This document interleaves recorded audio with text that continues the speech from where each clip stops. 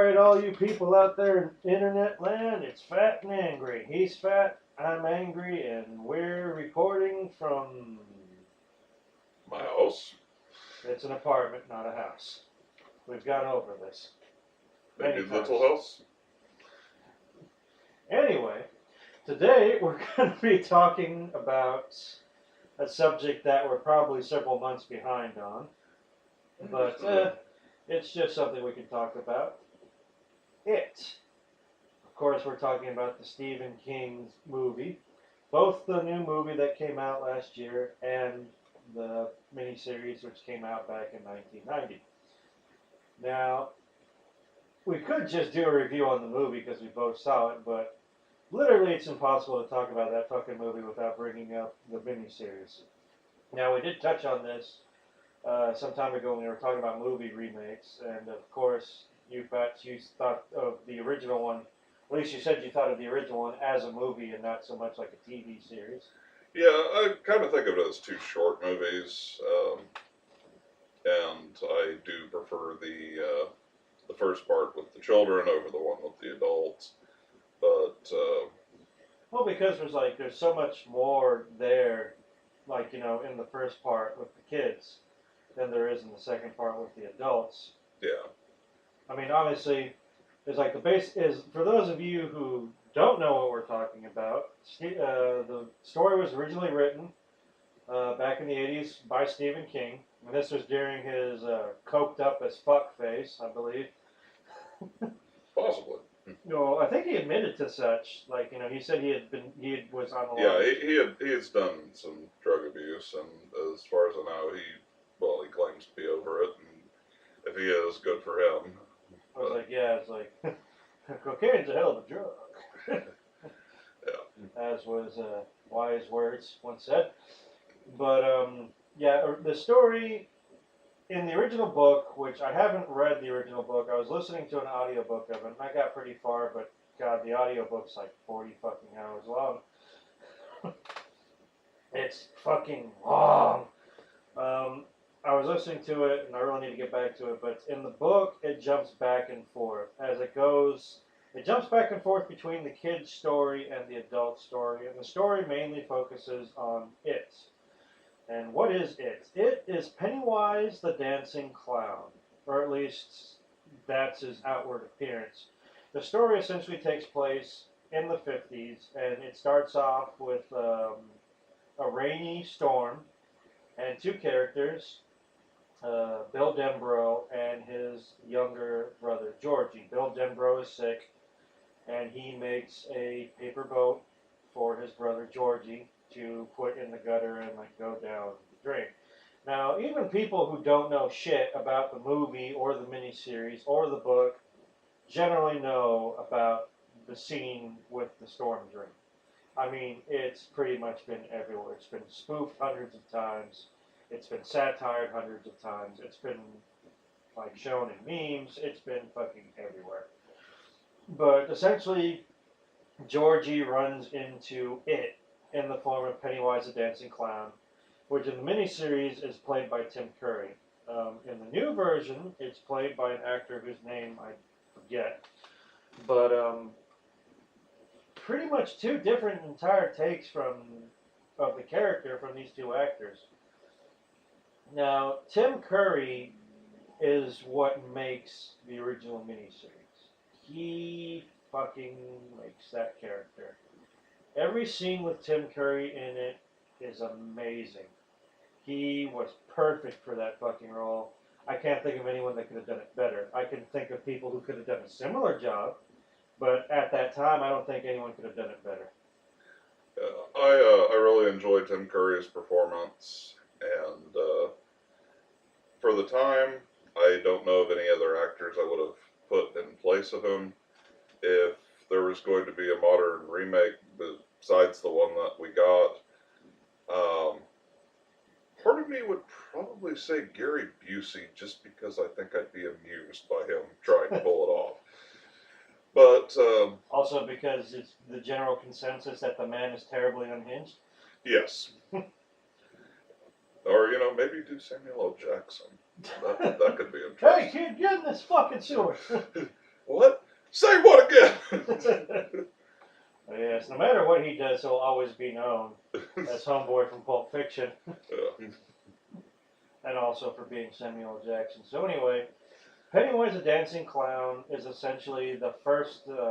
He's the outward appearance of this creature that feeds on people. His preferred meal is children, and before he eats them, he likes to scare the ever-loving shit out of them. And at one point in the miniseries, he says that fear is the best season for the meat. Y'all taste so much better when you're scared. Which explains that he shows up as a clown generally to lure the children's close. And then he'll generally turn into something that reflects their biggest fear. And for each character, that's something different. Now, with Georgie's case, he never actually turns into anything. He just lures in Georgie, grabs Georgie's arm, and tears it the fuck off of his body, and Georgie bleeds the fuck out. Yeah. Now, in the original, you don't actually get to see what happens to Georgie. You just see like a close up of Pennywise growing fangs, and then it cuts to black. And the new one, you can see Pennywise bite his arm off, and then like his arm kind of stretches out and drags him into the sewer. That was also a big change. In the original one and in the book, they find Georgie because the scream, of course, alerts a lot of people, and it takes a while for people to like look out there. But they see Georgie like after he's dead, and they assume that he either died from shock or that he died from blood loss. But if it was blood loss, it would have been pretty fast because they find him dead in the street with his arm missing. In the new movie, they change it so that he just ends up disappearing, and so no one knows what happened to Georgie Denborough. So Bill Denborough ends up like, he refuses to accept that his brother's dead. Whenever someone brings up that Georgie might be dead, he gets all bent out of shape and like, it's like, Georgie's not dead. Georgie's not dead. It's like he went missing. You're in a town where kids go missing all the time, and they're never found again. You can safely assume that he's dead. But I guess it's a plot device, I suppose. Well, also from the mind of a child, just like, yeah, all those other kids may be lost and dead, but this is my brother. Yeah, that's also it doesn't true. happen to me. Yeah, there's like, that feeling of like refusing to accept the truth. It's like so long as there's one little shred of hope that like, no one's seen a body yet, that he might still be alive. Yeah. But so we learn in the story that this town named Derry is in, what is it, Maine? Almost all of Stephen King's stories are in Maine. Yes, of course. Why didn't I remember that? It's part of the Stephen King drinking game. Yeah, every time a city in Maine's mentioned, take a shot and see if you're alive by the end of it. Yeah. And we learn of these kids, Bill Denborough being one of them. We also have let's see, it's Bill Denborough, Ben Hanscom. God, God, for some reason I'm spacing out on all the other names. There's Honestly, I usually just identify them by their stereotypes. There's a lot of people in there. Yeah, essentially Ben Hanscom. I think he's the chubby kid. The other one, he's like a chatterbox who does a lot of impressions. There's the one Jewish kid, which they don't really like get on him for being Jewish. In the book, it's only mentioned a couple of times, at least from what I've seen so far. So it's not like, he's Jewish and blah, blah, blah, blah, and everyone treats him like shit. It's like, no, he's a kid who just happens to be Jewish. I usually think of him as the sick kid, even though he's not actually sick because he's on all those placebos. Though, No, that was a different one. That was a different one. Yeah, that's the other kid who, like, Wheezy, what Pennywise calls him in one scene in the miniseries. The infamous shower scene. Okay, yeah, I know where I'm getting them mixed up. Yeah, it's like there's the one kid he's a hypochondriac because he has an unhealthy, overbearing mother who's like implanted all these fears in him, and so he's constantly convinced that he's always sick. And he even has an inhaler that he constantly needs, which is actually just filled with regular tap water. Yeah. And like some sort of like medicine to not even that. It's like some sort of additive that gives it a medicinal taste Yeah. that makes it taste like it's medicine, but that doesn't actually do any medicinal. Right. Yeah. Then you have the one black kid, and then you have the one female, the one girl, and they end up coining the term. They call themselves the losers because they're kind of like social outcasts. Yeah. Like they end up like just kind of coalescing together, and they all get harassed by the bully and his lackeys in the town. And so throughout the story, they end up all at one point or another running into Pennywise, and for one reason or another, they each manage to escape their initial encounter, very much unlike other kids. Yeah. And yeah, eventually they feel confident enough to confide in each other about their encounters, and they all find out that they've Yeah, all been experiencing clashes with this monster. yeah, and they each see him as something different. Like Ben, he's scared of the mummy from the Mummy movie. So in the book, he sees him as as a mummy, and eventually the mummy transforms into a clown. In the miniseries, he shows up as his missing father, and his father slowly like transforms into Pennywise the clown.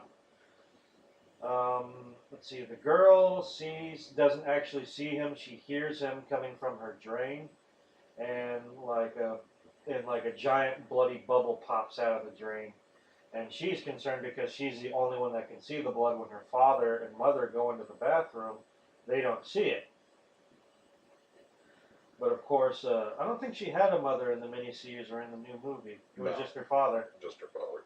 Yeah, her abusive father, which is like a very there's that comes up a lot in the stories, in the book, in the miniseries a lot. So I guess it made more sense for her to just be raised by her single abusive father. Yeah. Also, it kind of removes the dynamic that maybe she can rely on her mother, even though her mother's probably also being abused as well. Um, the black kid sees him as a giant bird that tried to kill him at one point. Described him like a giant bird like Rodan from the old like Godzilla movies. Let's see. The talkative kid sees him as a werewolf because he saw that I Was a Teenage Werewolf movie right before his encounter with him. And the sick kid sees him as a leper because like the sick kid's a hypochondriac. So what's the worst thing you can see if you're a hypochondriac? It's a dude just festering with diseases. And so one way or another, they all realize it's the same thing that's trying to get them. So they decide to try to work together to deal with it.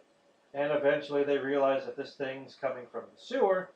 They go down into the sewer and confront it, and it nearly kills them. They end up getting followed into the sewer by the bully, who actually sees it in its true form, and the experience is so haunting that he ends up going insane. His hair also turns white, like just gets gray haired and everything. They manage to fight him off, not with regular weapons, but they realize that the power they have over him is that he feeds on fear and flesh, but his antithesis is courage. If he can only hurt them if they fear him. So if they don't fear him, he can't really hurt them. So like they realize he's a monster, so they take these silver wheels and they melt them down into slugs, and they hit him with a slingshot with these silver slugs because silver kills monsters. Yeah. And because they believe it that it does it, it hurts him physically. And also like the kid with the inhaler, he sees his inhaler as like his inhaler's filled with stuff that makes bad things go away, like his illness.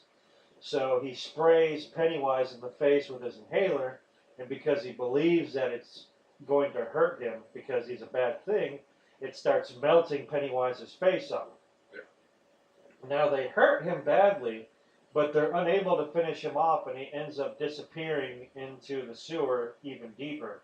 And they think that, well, maybe he's just going off somewhere to die, and they think, well, maybe we did kill him.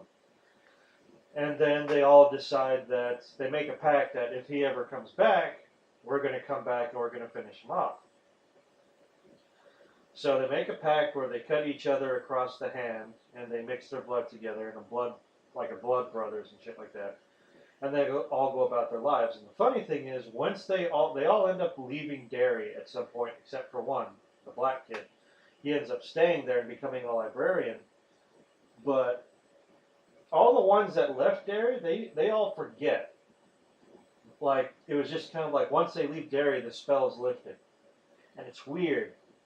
Yeah, they all ended up having very productive and successful lives while they were gone. Well, not necessarily happy. I know that the girl ends up growing up into a woman that ends up in an abusive relationship with her Well, I didn't necessarily say happy, just boyfriend. successful. You know. Yeah, true. But yeah, Ben Hanscom becomes an architect. Bill becomes a horror writer because Stephen King likes to, throw in horror writers into his stories every now and again. That's a recurring theme. Like in Tommy Knockers, one of the main characters is a writer. Not necessarily a horror writer, but she is a writer. In God, what was it? There's another story that he did where the main character was a writer. Stand By Me ended with the main character being a writer. Never seen that one. Also, God, what was it? Langoliers, the guy who unravels Yeah. like the mystery, happens to be a science fiction writer. Yeah. Of course, he was more of like just a plot device than an actual character. Well, in that movie, everybody was kind of a plot device. Yeah, I need to go and check out that book. I've listened to the audiobook for the Tommy Knockers, and that one was actually pretty good. Much better than the miniseries, but that's another discussion altogether. That's one thing we should make clear is that this was back, I don't know if it was the first one, but this was back in the day when a lot of Stephen King's stuff that hadn't been made in the movies, like they had made Pet Sematary into a movie. They made, I think, Silver Bullet into a movie as well. Yeah, I think Salem's Lot and Sleepwalkers had been out by then. Yes, but they took they took Tommy Knockers, they took the Langoliers, they took Rose Red, and they took The Stand, and they took each of these and they made them into miniseries on television. They were generally two-parters. I think Rose Red, or I know Rose Red is 2 VHS tapes, so I think that was more than two parts though, but I could be wrong. I want to say it was 5, but I could be wrong. Shining has also had a TV miniseries. But that was also like a Stanley Kubrick film. Yeah, well, there was the Stanley Kubrick film, but there was also a TV miniseries, which I think was 5 episodes. Yeesh, that's quite a lot. Yeah. And which is interesting because most people consider that movie to be the best of Stephen King's renditions to film. I still have yet to see it. I don't know anyone that has a DVD copy of it though. That's really what's been holding me back. And it's also I can't find it on Netflix, so that kind of puts a wrench in my plans. But anyway, I used to have it on Hulu, but I don't know if it's still there. well, you don't have Hulu anymore either. That's true. If Hulu wants to sponsor us, we'll be all up and singing their praises and shit. But until then, fuck them. Speaking of which, pretty much anybody who wants to sponsor us, hey, we'll put in some words and advertisements. We will happily take your fucking money. I will eat your dog food and I will smile.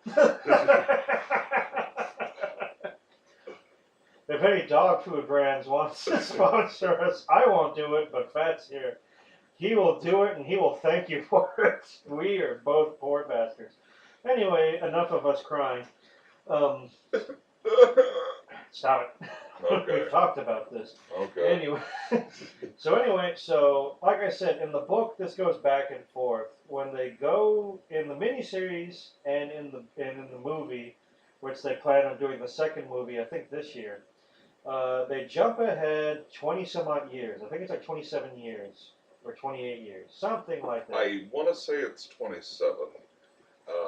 And the reason because of this is because somebody had pointed out that the release of the new version of it was actually 27 years after the original. Yeah, And like the 1990. monster always seems to come back every 27 years. Well, it's like normally, I think it was Or like something like that. it's the thing was supposed to be every 30 years normally. That's the thing. Is like like some of the characters. The black kid when he becomes a librarian, he actually starts researching, and he finds out that Derry has had a lot of bad shit happen in that town.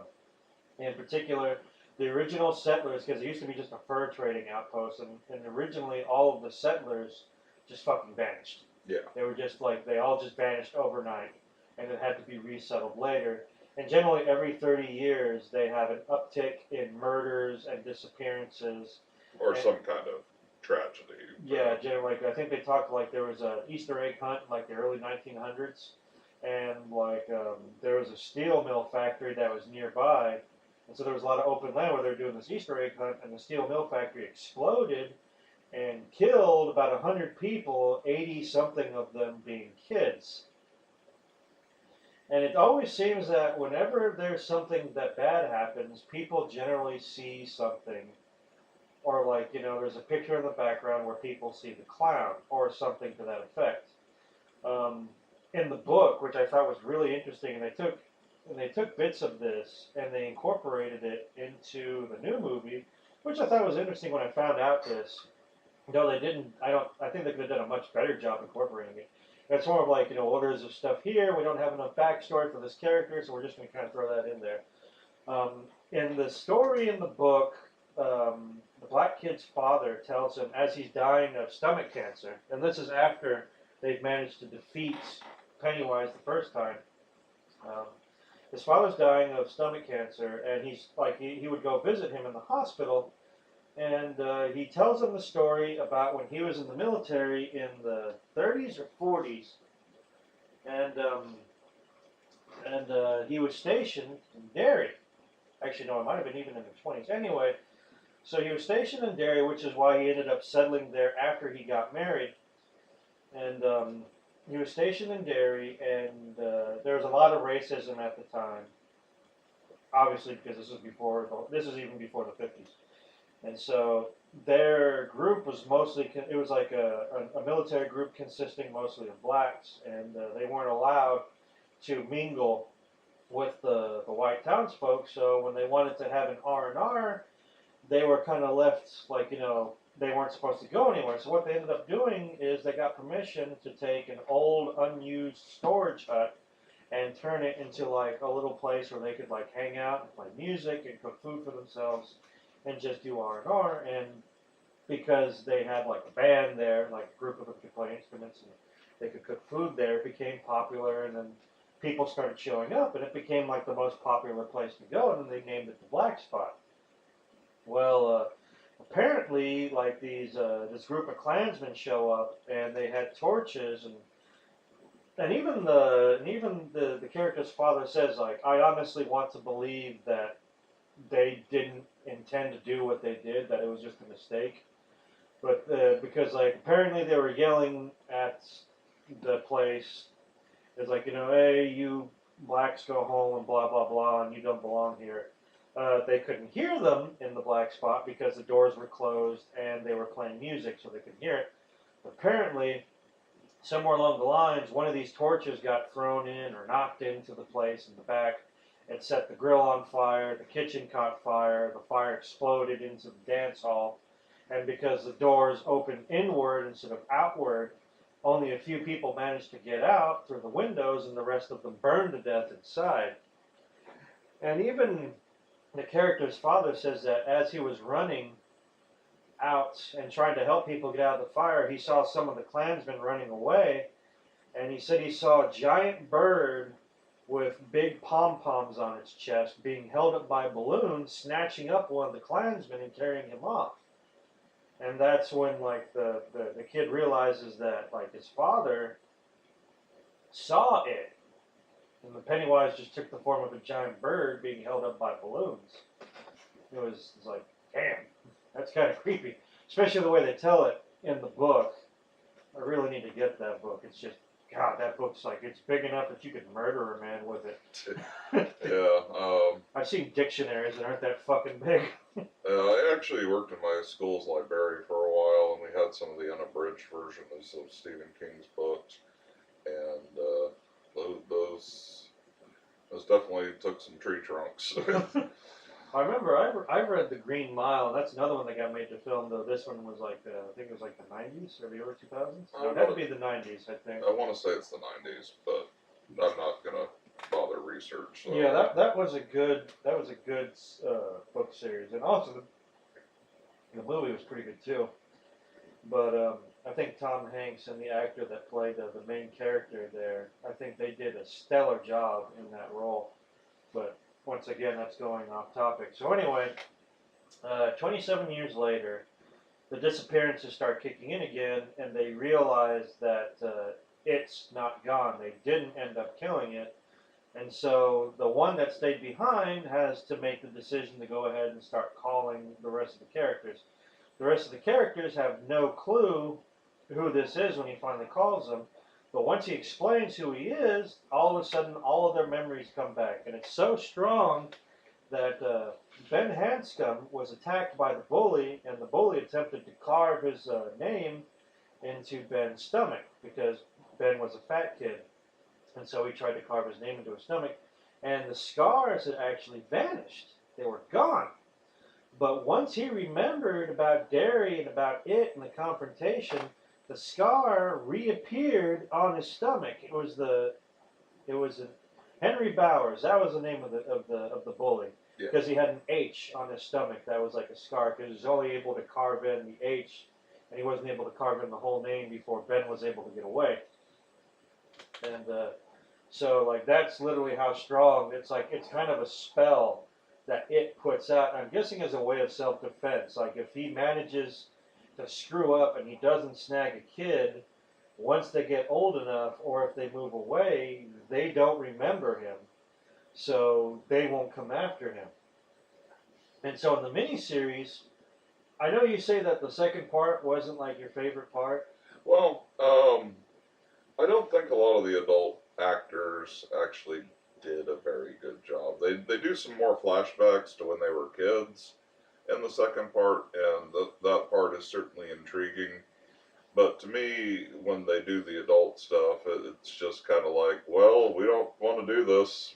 We don't want to do this. So we're gonna do this. Yeah, they're not the best actors, but like I think once again all the bits with Tim Curry as Pennywise when he shows up in the second half. Yeah. He does an amazing fucking job. One of the best scenes I think in the whole miniseries is when the Chatterbox, Richie Tozier, that's his fucking name. Yeah. Because Pennywise like shows up, and the thing is, Pennywise is only visible to his targets or people who know of him. So when he starts showing up again, he is only visible and can only be heard by the adults that used to be the kids. So he's able to fuck with them in plain sight, and they're the only ones that can see him, which is kind of fucked up. Well, there's this great scene, one of my favorite scenes in the miniseries, where Richie goes into the library looking for his friend, because he was a librarian, but he's not there. So he's waiting for him to show up, and Pennywise shows up and starts harassing him, trying to scare him off. And he does an amazing job. It's like you get to see Tim Curry go from like 0 to 60 in like 0.2 seconds. And like I said, Tim Curry, he fucking makes that character. That if they had gotten some just generic actor to be Pennywise, it wouldn't have even be worth remembering. Yeah. Well, Tim Curry, he's got a look that he can do with his eyes and that twisted smile of his that just like really. Oh, he's really good with that smile. I'm not a fan of musicals, but I have seen bits of the Rocky Horror Picture Show, and when you see him do that smile as Dr. Frankenfurter or Dr. Yeah. Like yeah, it's like yeah. I mean, that's a creepy ass look that transcends cultures, which is why in One Piece they made a character which is essentially a blatant fucking ripoff of his character from Rocky Horror Picture Show. I think his name's Ivanko or Ivanko or something like that. God, if you can look up a picture, it's like straight up. There is no way it could not be based on him.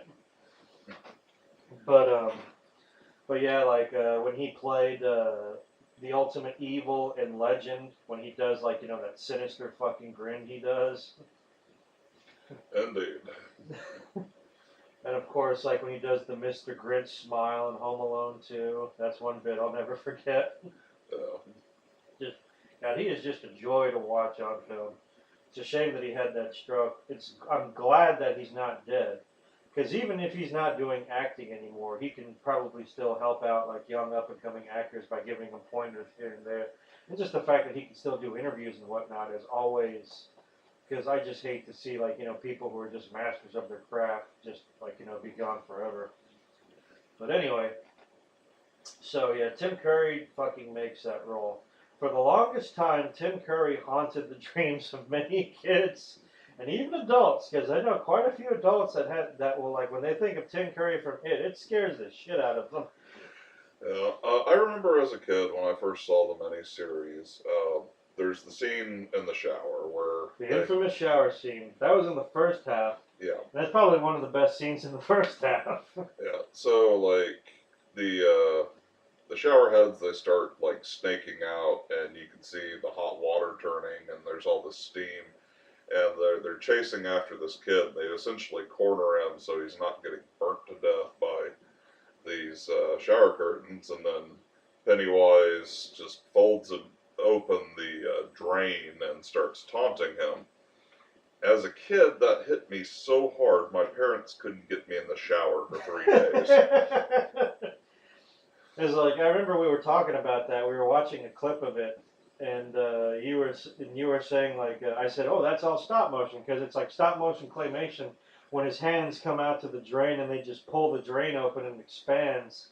Yeah. And then he just kind of climbs out, and I love that look on his face as Tim Curry just climbs out of the drain, props his elbows on the tile floor, and just rests his chin in his hand. With just that completely like unconcerned, nonchalant look. Just hiya, Wheezy. Yeah, and then like for me as a kid, every movie I encountered with like stop motion, clay motion, it was always like some sort of like scary scene. The kindest stop motion scene I can think of was with Pee Wee Herman when Large Marge's face turns into Nightmare. And so a fucking nightmare.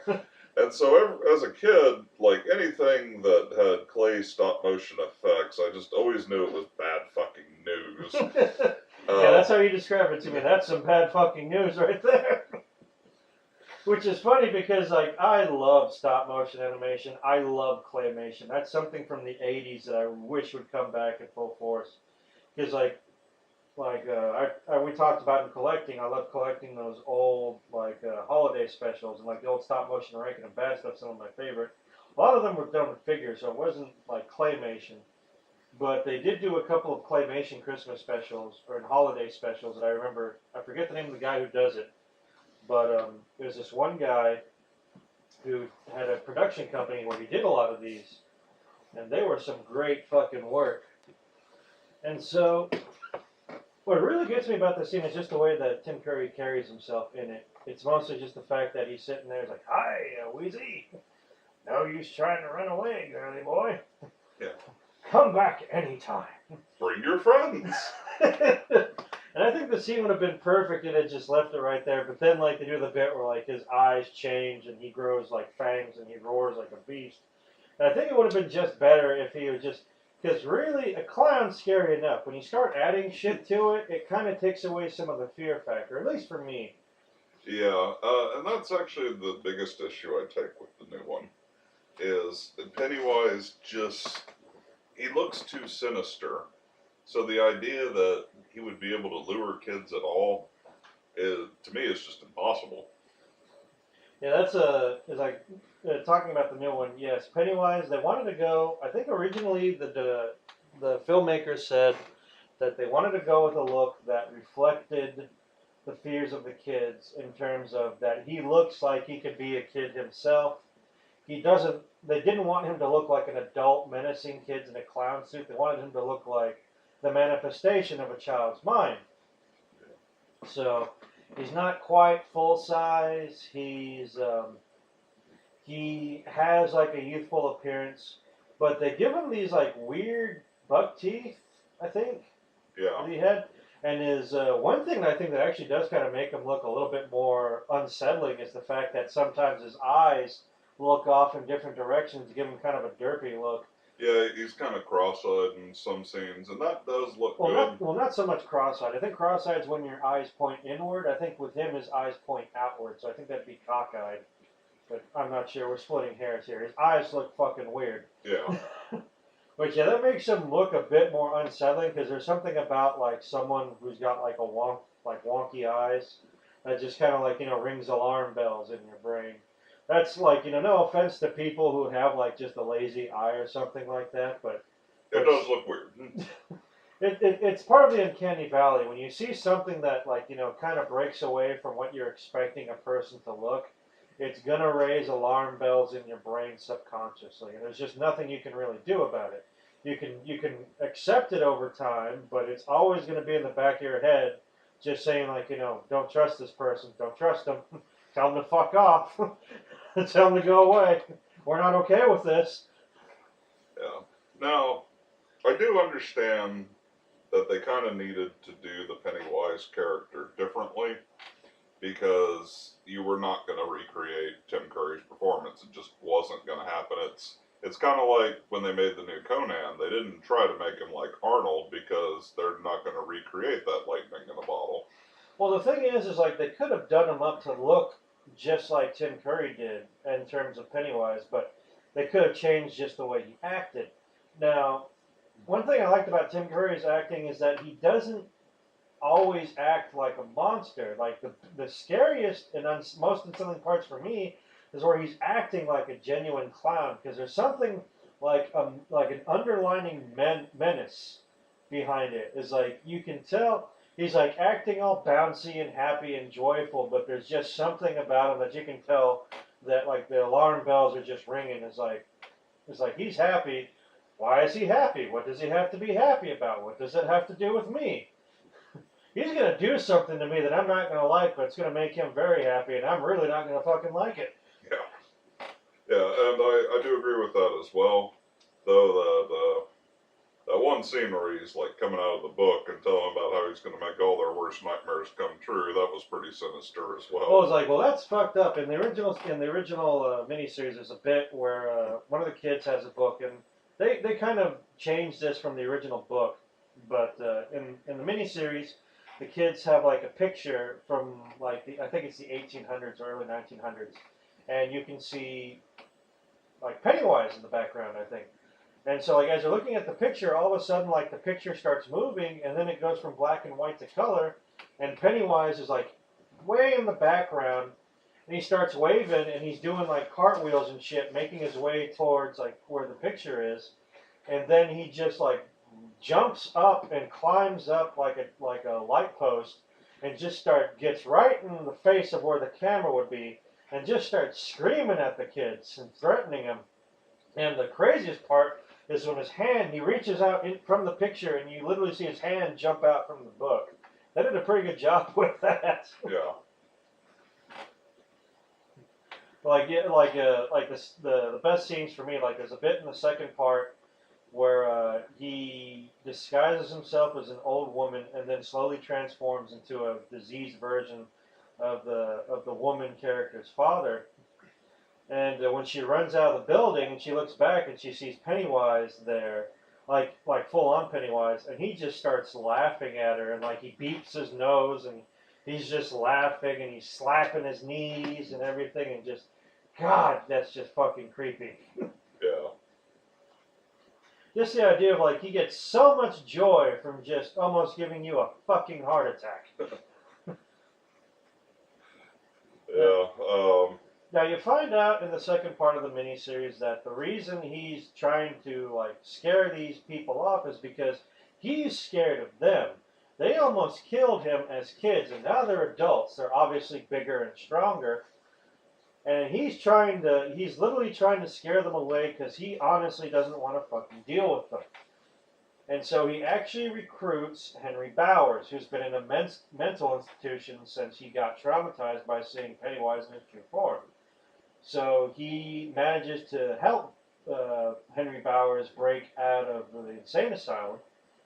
And so he kind of sicks Henry Bowers on the kids, and the black kid ends up getting injured, almost dies. Well, obviously he's an adult at that point, but they manage to fight off Henry Bowers, and so the remaining ones they end up going to the tunnel, and they confront Pennywise, and they find his hideout, which literally looks like, I think Red Letter Media said it best. It looks like a scene from a children's play. It's just like a little fake cliff thing that looks like it's made out of obvious paper mache, and a little wooden door with like some fake bones in front of it. Yeah. And then when they go into it, they see Pennywise's true form, which is a stop motion like spider monster. Yeah, some sort of spider crab thing. Now, something that Pennywise does that they only mention, like, I think once in the original miniseries, but they mention several times in the book, are his deadlights. And his deadlights are apparently like some sort of lights that he can give off that hypnotizes or stuns people, or can even straight up kill them. I think one of the reasons that Henry Bowers was like stricken insane is because he saw the deadlights. Yes.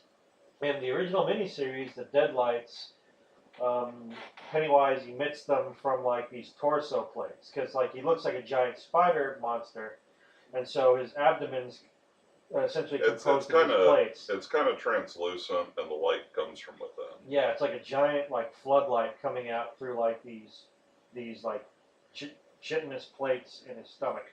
Yeah. And he manages to stun one of the adults long enough for him to choke him to death and kill him. But the other ones manage to knock him down. The girl uses the slingshot with the silver slugs and manages to hit Pennywise in his deadlights, which knocks him down and incapacitates them. And then, oddly enough, like the kids, like, well, the rest of the adults, like, run up and start, like, putting the boots to him. Yeah, they like monkey stomp him to death, and they're like, literally, they rip him apart and they tear out what I'm assuming is his heart. But you only see them holding up something like jiggly and gory, like from the shadows. Yeah, probably what it was like a turkey or something that was supposed to be on their lunch line, and they were taking a break. Food! But well, it looks like the shit you take out of a turkey before you cook it. It might have been. They were on a budget. Yeah, I think that was the biggest hindrance. Is like the miniseries was good, but you could tell this is like on a TV, made for TV budget. This is like a Hallmark movie budget thing.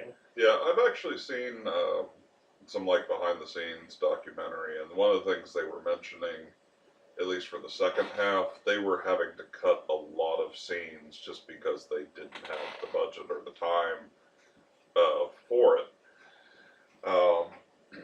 Like the director was complaining about the scene where the fat kid's giving a massage to the girl while they're all talking and like getting to know each other again.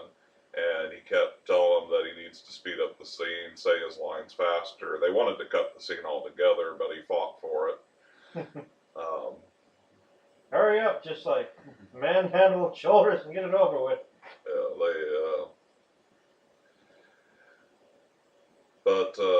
Yeah, with this new one, they definitely have the time and the budget to do the things they need to do to tell the story they want to.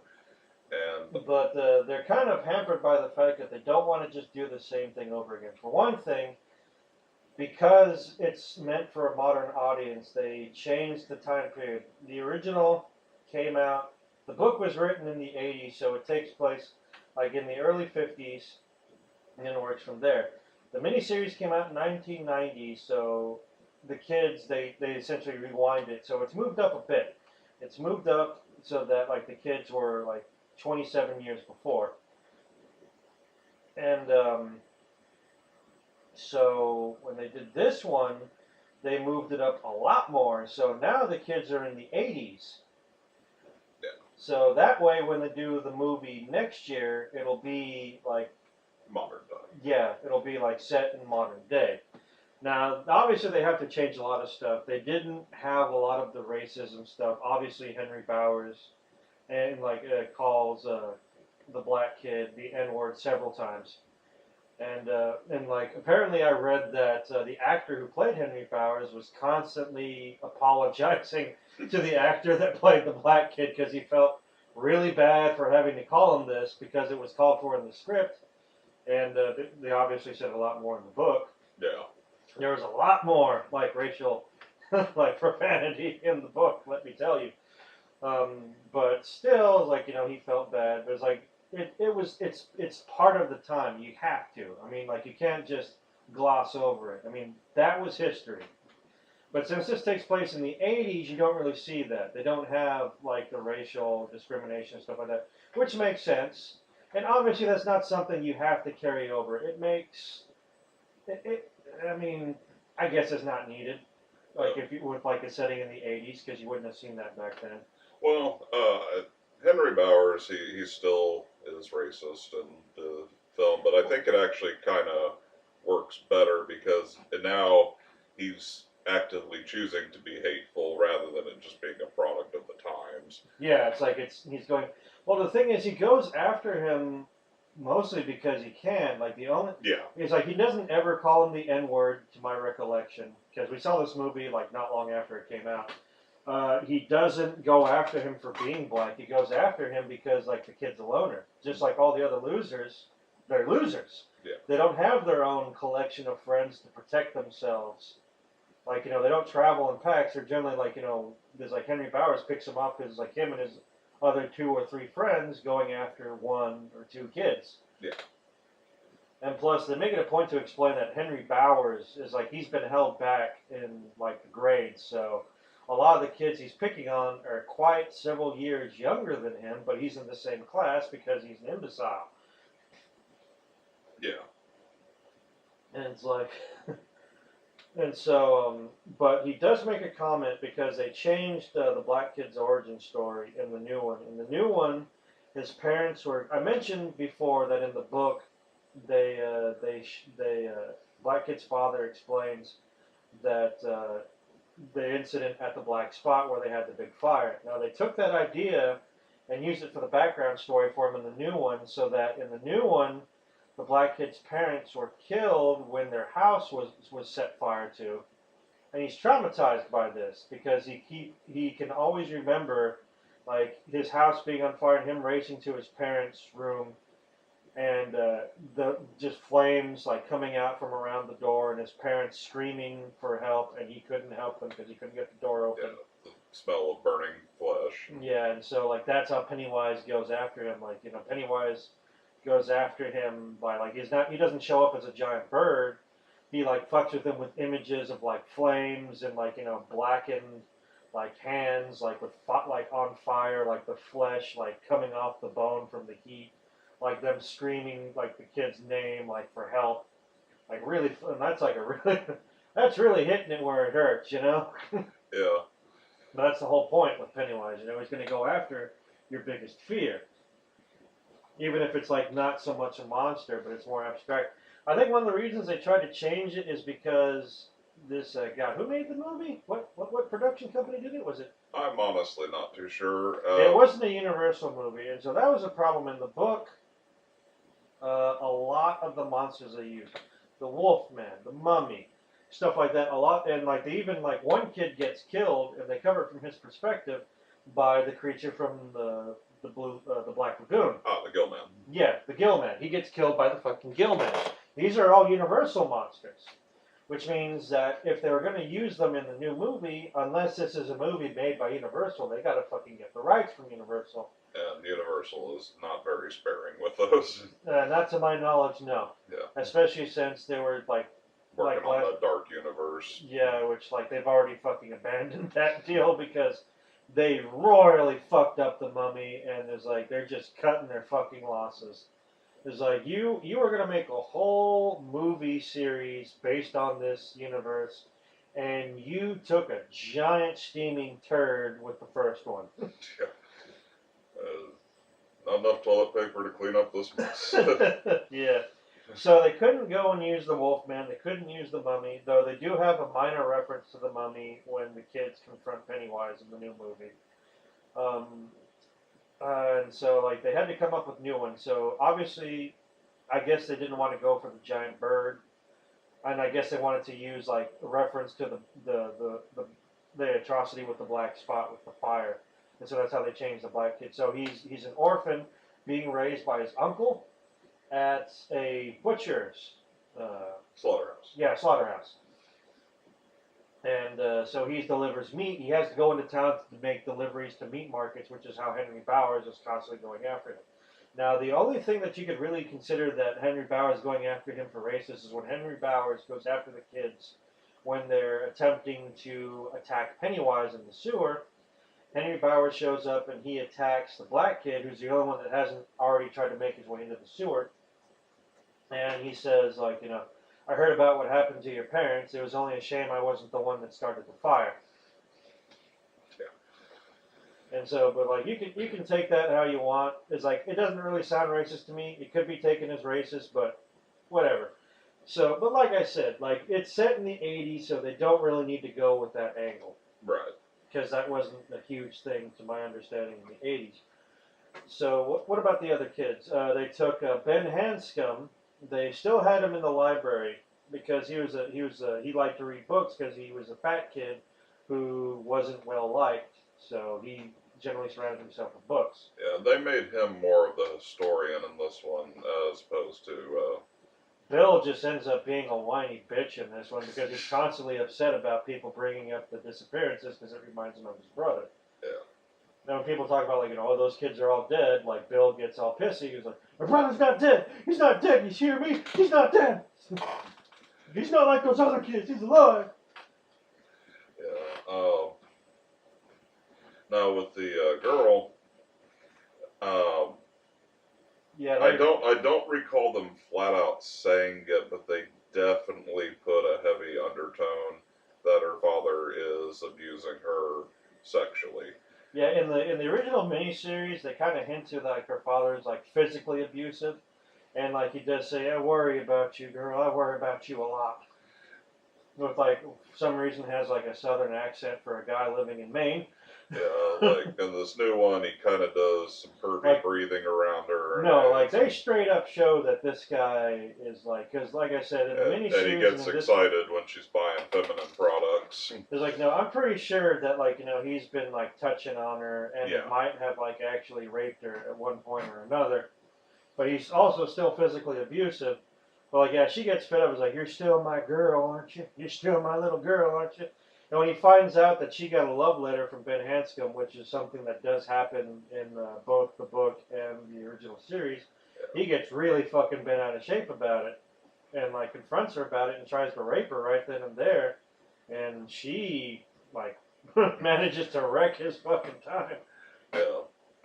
And But then again, like I'm guessing with like the current climate nowadays, like that's kind of like they want to. Like, well, it came from a movie as opposed to the TV series. I think back then trying to do that on television probably would have been way too controversial. now I haven't gotten too far in the book, but one thing I did notice in the book is that they do mention like her mother, like keeps asking her, like are you okay? Has he been touching you? And it's something that like she keeps like thinking about in her head. But as far as I am in the book, they've never explicitly said that she was sexually assaulted by her father. She might have, Yeah. but like when like she keeps thinking in her head like as like she'll just be going along and they'll just keep like repeating like did he touch you? Yeah. So maybe she's just trying to deny it to herself. I'm not sure, but anyway. But with Ben, they keep him in the library. In this one, they made him like they tried to make a joke out of the fact that he likes the New Kids on the Block. I think it was. I think they both do New Kids on the Block, and he's got like a Backstreet Boys poster. I think Backstreet Boys would have been in the '90s. I don't think they were around in the '80s. I remember my sister back in the '80s used to have New Kids on the Block posters. I think she had 2 of them. Yeah. I think they were like one of the first like boy bands to like make the scene in the '80s. And I think like the Backstreet Boys were around in the '90s. Yeah, I'm not positive on that, but yeah, they do kind of make a joke about it, and while it's kind of funny and okay for the setting when they first bring it up, I think when they go to his room and he's trying to show all these like horrors of Derry, and then they, do a zoom in on the poster and kind of like have the upbeat music while they're zooming in on the poster. Just totally killed the mood. Um, Yeah, I don't think they. I guess they wanted to add like some levity to like. It's like what you see in horror movies now. They try to add more levity. They don't just want it like like straight up in your face the whole time. yeah. But And, sometimes I can clash with the overall tone of the movie. yeah, that was one issue I took with the new movie is sometimes when they would try to do the tension reduction is what it's generally referred to, it just took it a little too far. Like there's the scene where they're throwing rocks at the bullies, and they got like this upbeat music playing while it's going on. I really prefer in the original when it's just like silent and they're having their rock fight and eventually they're triumphant and the bullies run away. To me, adding that upbeat kind of poppy music during that scene really detracted from how serious of a moment that was supposed to be. One thing I did like in the original series was that they did use period music. Like it's set in the 50s, and they play a lot of music from the 50s in there, and it fits in the original series. It does. They did a good job with that. And the new one, I don't know so much. For me, there's a lot of times in the new one where the soundtrack ends up like killing the mood. Um, and I think they could have done better jobs of that. It's really common in horror movies to do what they call tension reduction. That's where they like build up your suspense and then let you like get back to a calm level, so that way when they build up the tension again, uh, You're not exhausted. yeah, because if they keep just kind of shoving it in your face, then you eventually become numb to it. I think that's what they did with Hostel. I think that's one of the reasons I didn't like that movie at all. I didn't like that movie just because it sucked, but It's torture porn, and like I don't. It was like I can't do anything with this. I'm not that kind of guy. I don't know what this audience is for. It's not for me. well, I don't like torture porn. I like just straight porn. well, call me like a primitive man, but that's just how I am. well, like a lot of people compared it to the Saw movies at the time, and for me, the huge difference was that Saw actually had a point. People were being put into these traps because they had some sort of dark history or vice that was ruining their lives. Or that this guy assumed was ruining their lives. Right. It's like, I have cancer and I'm mad about it, so I'm going to try to put you in a death trap. Yeah, and Jigsaw, through his misguided sense of whatever, he would put these people in these fiendish traps and basically give them a chance to see the world like he does. In Hostile, you don't really care about the characters, but at the same time, they never do anything that should put them in that situation. No, they're just good people on a trip that get kidnapped and put in torture chambers so that, rich white people in Europe can torture them to death. Yeah, the bad guys don't have any motive other than we're assholes, and so We're so rich we get to, torture people to death just because we can. yeah. And to me, there's nothing interesting about that. Yes, it's a horrifying idea, but it's not an idea that can carry an hour and a half movie. It's just how many, gross out scenes can we put in one fucking movie? Yeah, and not get an X rating.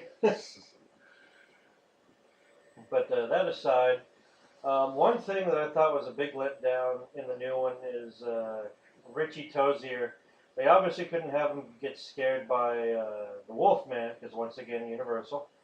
And so instead, they just say that he doesn't like clowns. Which, yeah, that was a big letdown. It was like they could have done something else. Now, one thing I did like was the fact that in the original miniseries, they didn't have the sick kid deal with the leper like he does in the book. I'm guessing maybe they didn't have the budget for it, or maybe they thought that would be too gross for TV. And this one is obviously it's a lot worse in the fucking book, yeah. Because in the book, it's it's not just a leper. It's a leper that's he's like, hey kid, You want a blowjob? I'll suck you off for a quarter. I'll do it for a nickel. Oof. It's like I got these cheeseburgers. it's like yeah, it's like it's one thing to have like a leper like trying to grab you. It's another thing to like have a leper that's like trying to suck you off with his not teeth and not lips. Oof.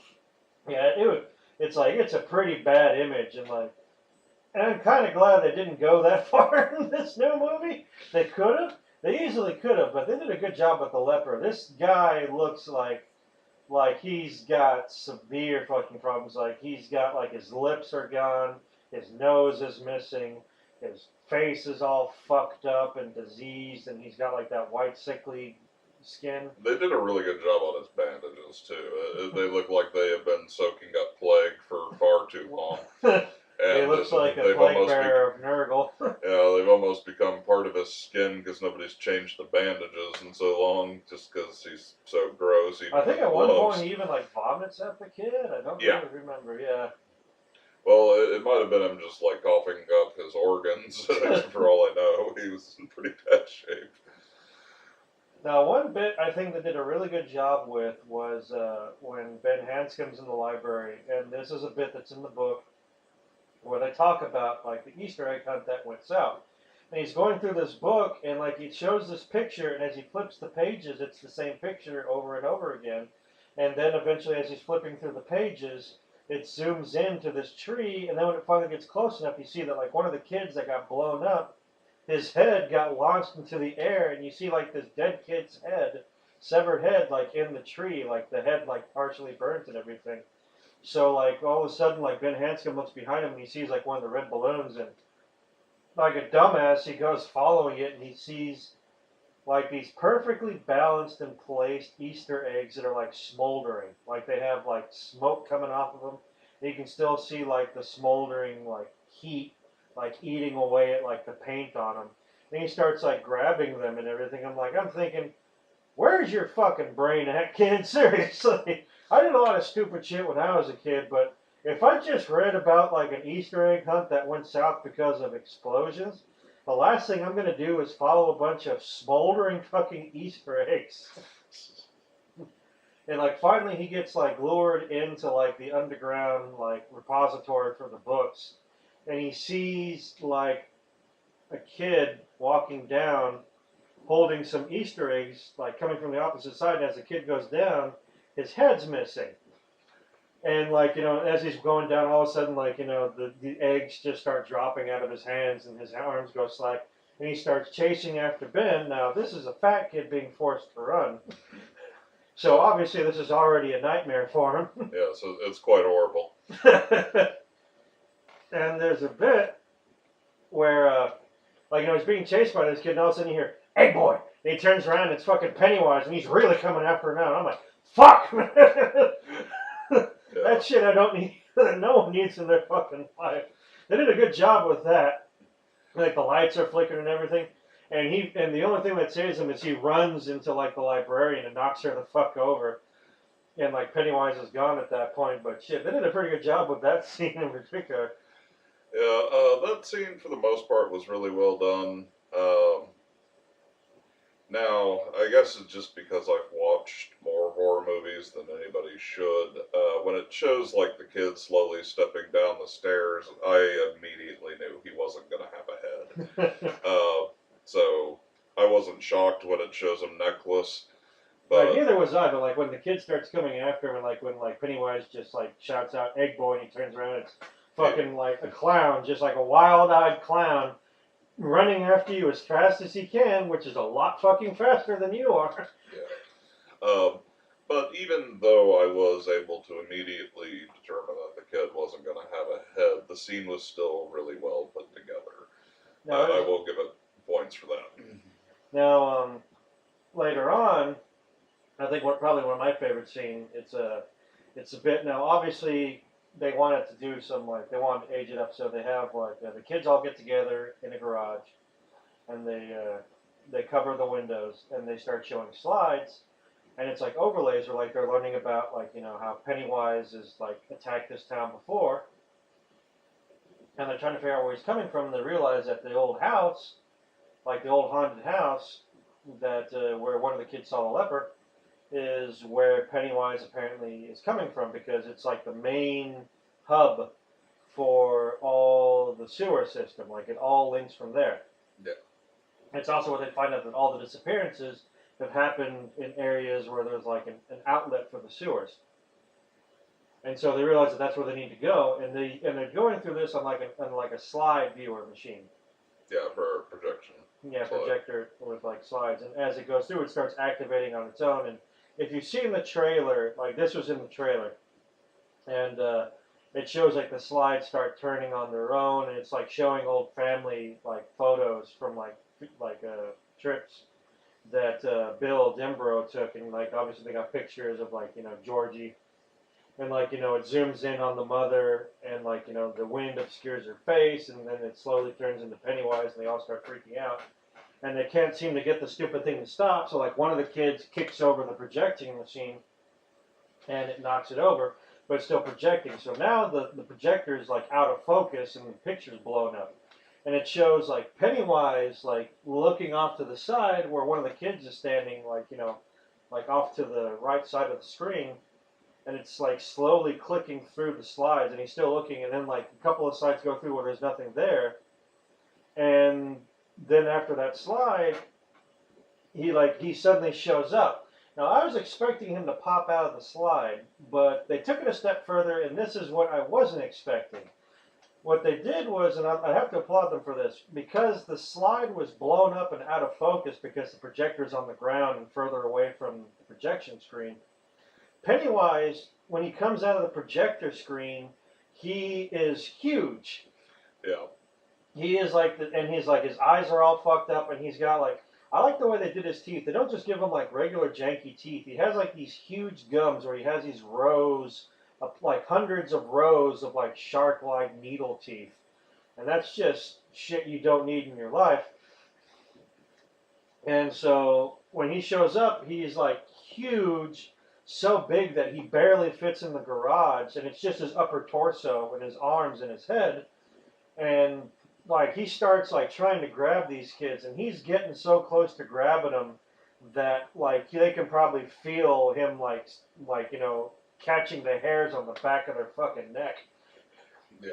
And like, of course, the thing's still going. So every time it goes for like from one slide to the next, there's like a period where it's completely blacked out and they can't see him. And so you just see they're just scrambling to get away while this giant clown with clawed hands is like reaching and trying to grab him. And that is just a fucked up scene. Yeah, that one was really well done.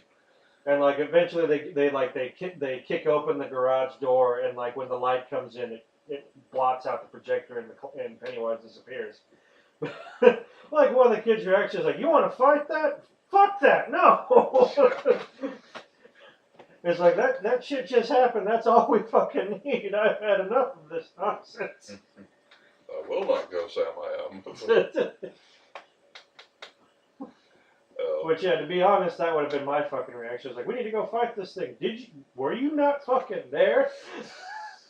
When the giant, like, monster fucking came out of the wall and nearly, like, squeezed us like fucking ants? None of that! No! Now, despite those scenes being good, one of the things I didn't like in this one is the new Pennywise, a lot of times, needed to be more subtle than he was. That for me, a lot of times he was way too in your face, especially for like some of his early encounters. Now, I realize that he's trying to terrify these kids and such, but it poses a problem for later on. That was like the first thing he told me when we got out of the theater. Yeah. That's a good point. There is some value to subtlety and creeping fear and such. In this one, I don't remember any scenes that were too subtle. Like, I really hated the new version of the bathroom scene where all the bloody hair comes out of the drain and starts dragging her around. I think it was a lot better when it just bubbled up and wouldn't stop. Also, there comes the problem that, supposedly they cleaned this up in an afternoon, but they had a freaking geyser of blood, kind of like the first scene on Nightmare on Elm Street. I was about to say, it's like, It or just like, what was complete it, like, Johnny Depp gets pulled into his bed and, like, he yeah gets turned into, like, the fucking, blood like, volcano. old faithful, except with, like, viscera. Yeah, and so yeah, the entire bathroom is just covered in like blood and gore, and they ain't cleaning that in 2-3 hours. It just ain't happening. It's like, no, you need, like, fucking, like, professional crime scene, like, cleaners and shit. Like, homeboys that, like, that John Wick calls in the movie to clean up his house after he kills that hitman team. Yeah, You got any gold coins there, Ben? I'm not too sure what cleaner they use, so I'm just gonna assume Lemon Pledge. Lemon Pledge must have paid a good plug for that particular product placement there.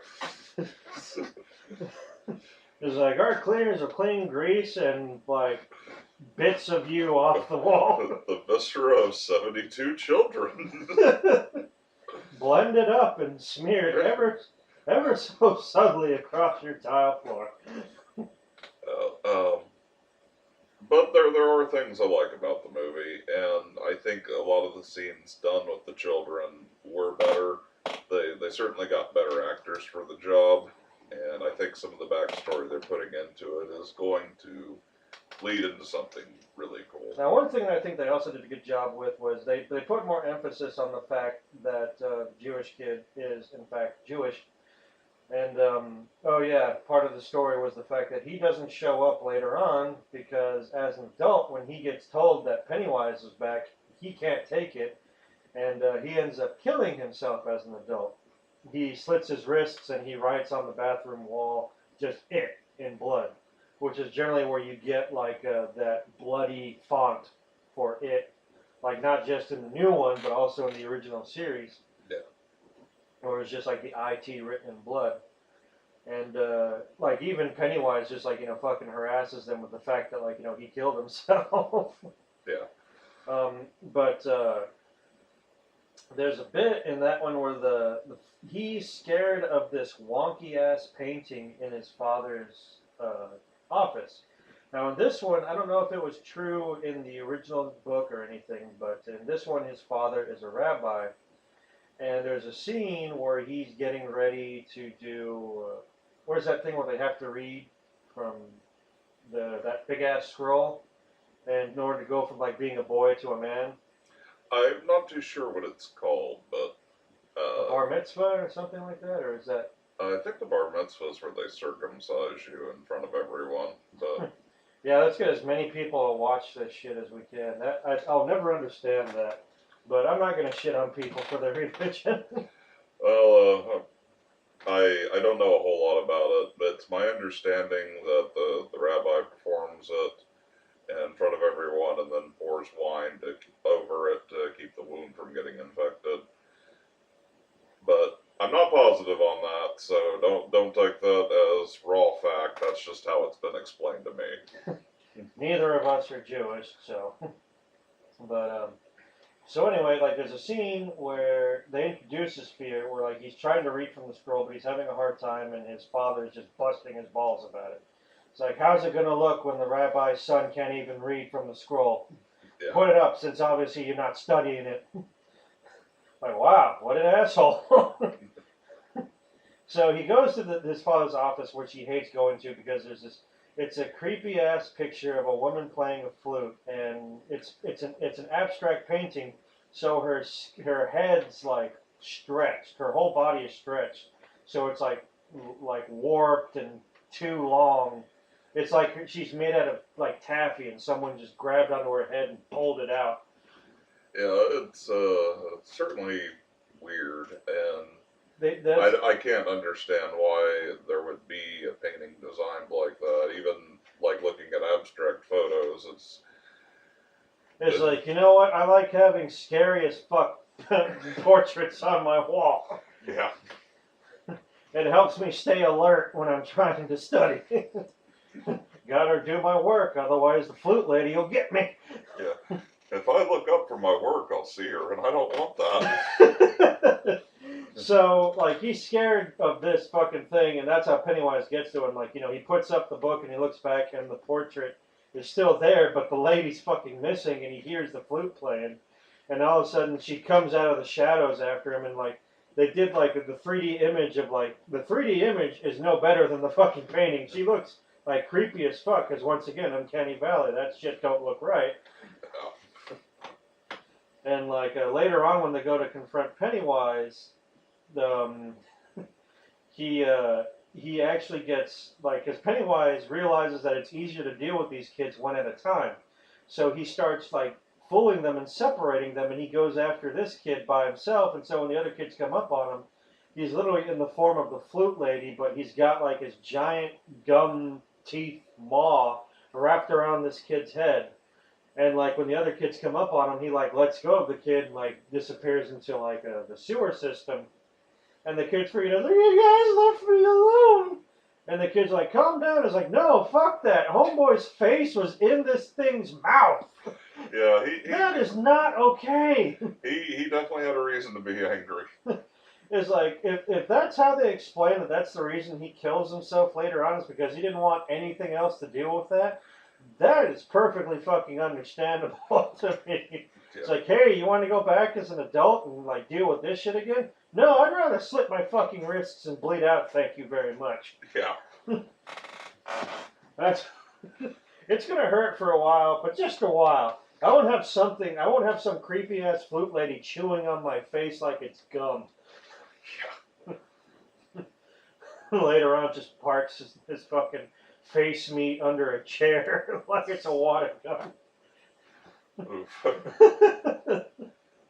Yeah, that's not something pleasant to think about. Yeah, so that was also kind of a letdown. Like, in this one, rather than they explained that Pennywise can't hurt the kids if they don't fear him, and they go into that like he manages to capture the girl, and she says, "I'm not scared of you," and Pennywise, like, kind of smells her, I guess, to, like, check and see if the meat's been seasoned or something, and he's like, "Yeah." He gets all bent out of shape and shit. He's like, you don't fear me, but you will. And then they actually did a pretty good bit with this scene where, like, he shows her his deadlights, and his eyes go completely around so that it's just the whites of his eyes, and his mouth opens wider and wider till it fucking unzips all the way down his neck. And it's, like, literally just teeth all the way down. It's sort of like the worst flower ever. He kind of unfolds like a flower blooming, but full of just janky-ass teeth, and then there's these three lights in the center of Yeah, they're, like, swirling around. I'm guessing those are supposed to be his deadlights, because when she sees them, she goes into a trance. And so when the other kids roll up on Pennywise's lair, which you could tell that they wanted to really make this lair, like, interesting. Like, and it was. Like now, in the original miniseries, when they roll up on Pennywise, it's not his lair. It's just like a section of the sewers that they come across him at. They don't find his lair until they're adults. And this one, they roll up on his actual lair, and there's, like, this big. It's a giant mountain of crap, which is, you find out to be just, like, keepsakes and belongings from children that Pennywise has abducted over the years. And probably also some adults, because, like, he doesn't just go after kids. Kids are easier to scare, and they're easier to isolate, so I imagine they're his preferred food. But, when you're hungry. Yeah, it's like, you go after anything. So, like, they see this giant pile of crap. And in the center of this pile is this old, like traveling circus wagon. And it's like Pennywise the Dancing Clown. And so that kind of, like, shows there. But I think in the original story, in the original book, they explained that Pennywise is kind of not so much an alien, but an interdimensional beast. Something just like a monster that goes between dimensions and that hunts. And apparently in some of other Stephen King's other books, they've had, like, creatures that are similar to him, in particular the Dark Tower. I've heard that there's a creature in the Dark Tower that actually has his own deadlights, just like Pennywise. And another creature in another book which might have been part of the Dark Tower series, where like a creature like transforms into a giant spider monster, like Pennywise does in the miniseries, and I'm assuming that he does in the book, which I haven't gotten that far yet. Yeah, I don't know if it's the case, but the creatures from Dreamcatcher, I believe, have some sort of link to Pennywise. I could be wrong on that, but somebody was telling me about it and showed me some parallels, and I can see where But the then again, like if like all of Stephen King's stories take place in like a multiverse, which is kind of like the point of Dark Tower. yeah. It's like they explain that all the Dark Towers act as like spokes of like a giant wagon wheel that makes up like all the different multiverses, all the different realities, and you can travel between each one. And Pennywise is just from one that just wandered into Earth. And they kind of explain that like Pennywise isn't a clown; he's just a monster that takes his generic form is a clown. Yeah, it says that he prefers the form of the clown because it's easier for him to travel amongst people. And also, like, get up to kids. Like, he disarms them with his clown appearance before he turns into the fucking wide awake nightmare. Yeah. But, so in this one, they kind of make it seem like he's just a clown that can, like, change into things that people fear. Now, so they roll up on him, the kids roll up on him, and they find the girl, like, floating. You see, like, all these kids that have gone missing are just floating in there. And I'm guessing that's just, like, Pennywise collecting food so that he could eat them while he's in stasis, or he just eats them all at once to fatten himself up before he goes to sleep. Because in all the things they mentioned that he only shows up, like, once every 30 years or so. And for, like, about a year, he just feeds on people. Generally, like we said, he prefers kids. But so they don't exactly explain how he feeds. He does eat them. He says that fear makes the meat taste better, but he does physically eat them. So they roll up on Pennywise, and he takes the form of Georgie. And really, the only weapons they have with them are like some pipes that they found in the sewer. And the only actual weapon they have is a pneumatic gun, which is from the black kid who works at the slaughterhouse. And it's like the one that fires the piston. Now, he had a belt because like each canister of like the gas only lasts for one piston shot. So you have to like load it, which I'm thinking that's a very stupid weapon to take with you. Is like it's a short range weapon that takes a long time to reload, and he ends up losing the belt that has the canisters when he runs into Henry Bowers. So he's only got one shot, and so Bill, when he sees Georgie, and Georgie appears to him with his arm missing.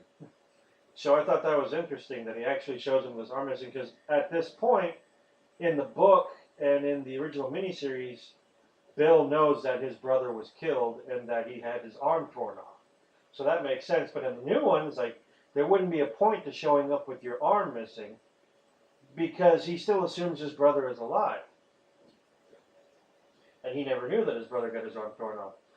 So he shows up and, like, Pennywise tries to, like, say, like, I'm scared, Bill, I want to go home. But he realizes it's just Pennywise fucking with him. So he puts the pneumatic thing to the kid's head and puts the piston in his skull, and the kid drops down dead. And they do a pretty cool transformation sequence where like he turns piece by piece into Pennywise, and Pennywise gets up, and he manages to grab hold of Bill, and he gives the kids an ultimatum. He says like, hey, I'll let you kids leave now.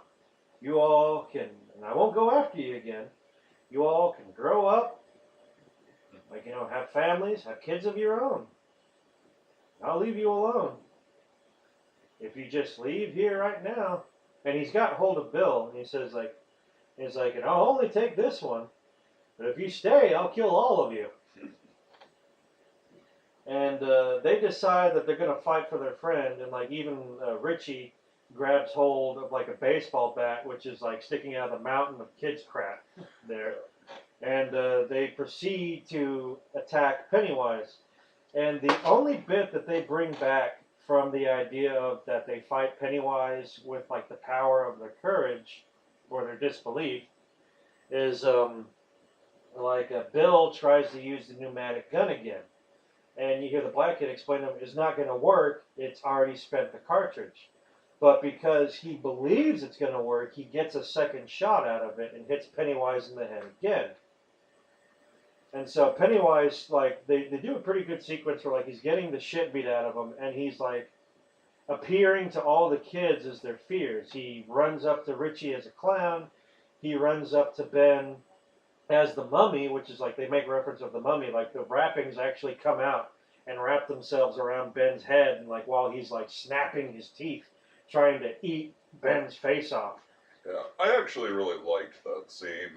He's changing forms, and then he's getting clocked in the back of the head by the other kids. So And like then he whips around and shows up in like the form that they fear. Like for the girl, like he shows up as her father, and for like the other kid, like he appears as yeah, I forget. I don't know if he goes after the black kid, but it was probably like like something on fire. I don't remember. But like they're just wailing on him, and eventually like when he gets hit with the pneumatic piston the second time, his head cracks, like part of his skull cracks, and like you see like this ashy like the face paint's like slowly dissolving out of his head, and he retreats to this lower end like this big open drain, and he jumps over to it, and he's like hanging off the edge, and he says something. I think he says like. I think he just whispers fear, if I'm remembering correctly. Yeah, and he just drops down, and you see like chunks of his head like turning to ash and like disappearing in the air, and so it would be more convincing to the kids that they think that he's dead. Yeah. And so after that, they do the bit where like they take the broken bottle and like they cut themselves on the hand, and that's the end of the movie. Now going back to what you said earlier about the subtlety. It's like, yeah, it's like the first thing you said when we came out of there, because you said that you didn't like it all that much. I think you said it was a 4 out of 10. And I gave it like a 7 out of 10. Like, yeah. Like, I thought it was good. It was better than I was expecting, because I went in there expecting it to be a giant dumpster fire. And because my expectations were so piss poor, and it wasn't a bad movie, but it wasn't great. But like I said, just the fact that I was going in there just with such bad, expecting it to be horrible, and it wasn't horrible. Well, for me, I walked into the theater, and this is kind of unusual for me, but I was aggressively wanting to hate it. Well, the thing is, right before the movie came out, because unfortunately I didn't get to see the miniseries, when I was a kid. I saw the Langoliers. I saw part of The Stand. I saw Tommyknockers. I actually recorded Tommyknockers, the second part of it, when I was a kid. And I only had one of our mutual friends has it, but he only has it on VHS, the big 2 VHS thing. And none of us have VHS players anymore. Yeah. So I found the DVD. I finally fucking found the DVD at, I think it was half price. And so we got to watch the miniseries right before we saw it. Like about a week or two before, and I was impressed with the miniseries. It's like, granted, all the best scenes I'd already seen online, Yeah. all the scenes with Tim Curry, but still, like when you watch it all together, it's not bad. I mean, for its time, for like a made-for-TV movie, it's really fucking good. Yeah. It's probably the best one out of like all the Stephen King miniseries that I've seen. Yeah, and like I said, uncharacteristically of me, I went into this movie wanting to hate it. And for me, I really don't like the new look of Pennywise. I understand that they needed to deviate from Tim Curry, but I still think they could have gone with a more subtle look. I really don't like the makeup they chose for him, and that still stands. And his voice is awful. He has like this whispery kind of, "Hey kid, why don't you come over here? Yeah, I got a balloon for you." Yeah, it's. Oh yeah, that's not sketchy at all. Yeah, there's nothing trusting about his voice, and there's almost kind of a pervy hint to it, like he's trying to finish orgasming and just can't quite get there. And Like the whole time, just there's never a scene where like one of his hands is not missing. Only shot from like the stomach up. yeah, and like when he's talking to Georgie and he's like getting excited about popcorn and stuff like that, the scene's just dragging on and on. His voice is grating, and I don't like the new Pennywise, obviously. Yeah, it's like now people say like you can't go watching this movie comparing it to the original series, but that you can't do that. If you've seen the original It, you can't go into this movie and not go in there with like the mentality of comparing it to the original. So you're gonna compare the new Pennywise, Tim Curry, and Tim Curry's just he was masterful in that role. I mean, you can it's like you compare it to like, hey kid, I got a blue for you. It's like, hiya, Georgie.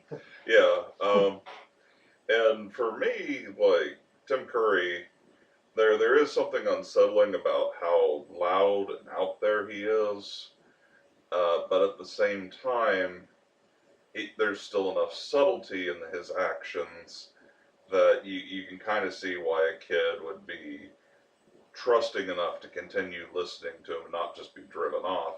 The new Pennywise, sounds like a child molester.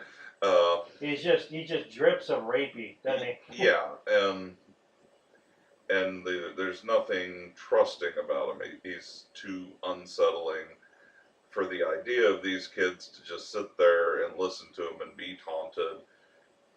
Uh, Georgie would have just ran the fuck off. Though he did have one line that I did like. When Georgie's asking him why he's in the sewer, he says there was a flood and it washed the whole circus away. No, that's from the book. That was taken directly from the book. Yeah, I kind of wish that line was in the original, and I do like it. But But yeah, each half was only about an hour long in the original, so they really probably had time constraints. yeah,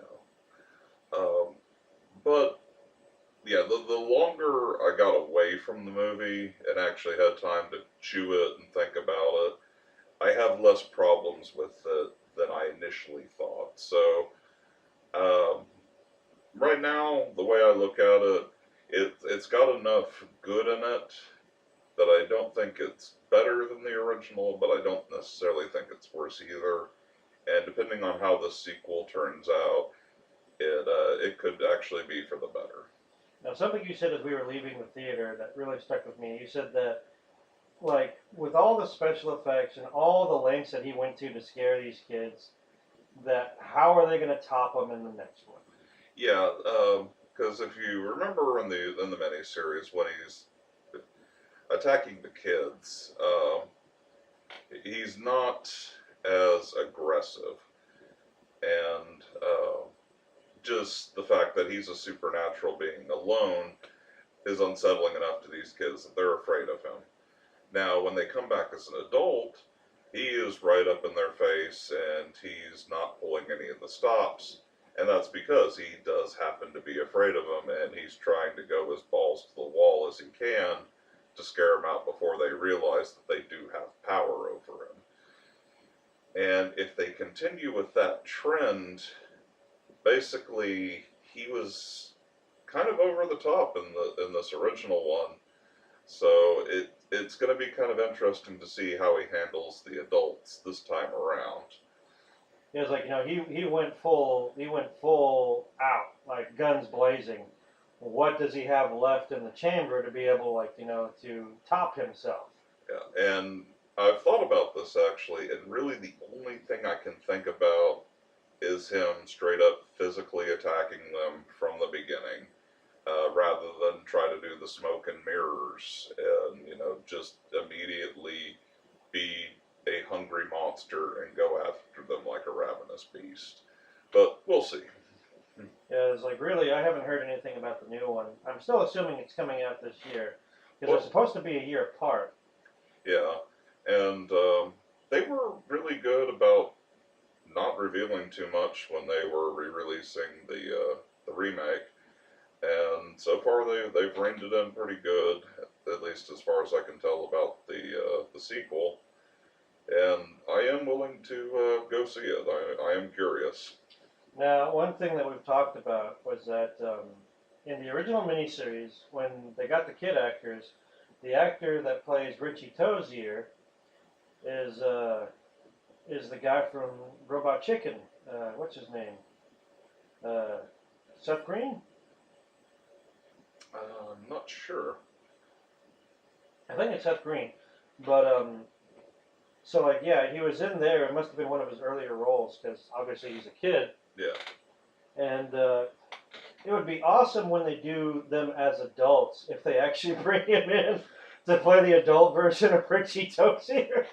That would be interesting. I don't know how many of those kids are still alive, if they are, but it'd be awesome if they got like all of the ones that were kids and brought them in as adults. That would be a really neat nod to the original. Yeah, that would show some damn good props. But Yeah. I don't know, like if those kids haven't been doing acting since then. Yeah, I don't really know of any of them that did anything beyond that. I'm sure they've had some kinds of roles, but how long they stuck with acting and if, they haven't had the problems that child actors face, then, Yeah, like the Macaulay Culkin disease, I like to call it. Inject you the heroin directly into your eyeball. What's the worst that could happen? But we're going to go ahead and call it for now. That was a pretty good cover on it. We'll probably come back to this subject again. Well, hopefully when the new one comes out. And might be some things left unsaid. And obviously we'll make references to this in some of our other videos because you can't talk about horror without talking about like Tim Curry as Pennywise the Clown. He was fucking balls to the wall. yeah. Still haunts the nightmares of many people today. When I finally get the new Hellraiser, which comes out February 13th, probably take about another week for me to get in the mail. I'd like to cover the Hellraiser series, so maybe we can do that. Oh yeah, well maybe we can talk about that before and then like talk about like that movie like after it comes out. Maybe you and me can watch it. We'll discuss it as Yeah. usual. Like, comment, subscribe, any support, any comments that are positive. We'd love to hear them. We may not get to them right away, but we will do what we can. We're not just going to ignore you people. You're the only reason that, well, we're hopefully most of the main reason we're doing this for. But in the meantime, keep on listening and keep coming back. We Lemon need pie rules. you.